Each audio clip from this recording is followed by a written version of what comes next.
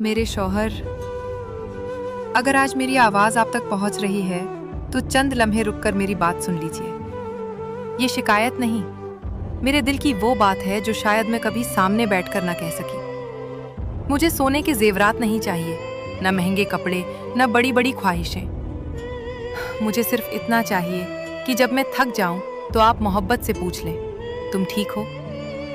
यकीन करें, यही चंद अल्फाज मेरे लिए पूरी दुनिया से ज्यादा कीमती हैं। जब आप घर आएं तो अपने चेहरे पर मुस्कुराहट लेकर आएं, क्योंकि सारा दिन आपके इंतजार में गुजर जाता है।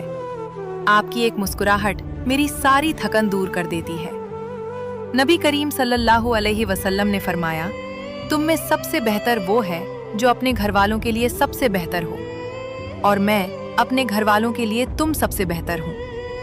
मेरे शौहर, अगर कभी मुझसे गलती हो जाए तो मुझे डांटने के बजाय मोहब्बत से समझा दीजिए। मैं भी इंसान हूँ, मुझसे भी गलतियां हो सकती हैं। आपकी नरमी मेरे दिल को बदल सकती है, सख्ती नहीं।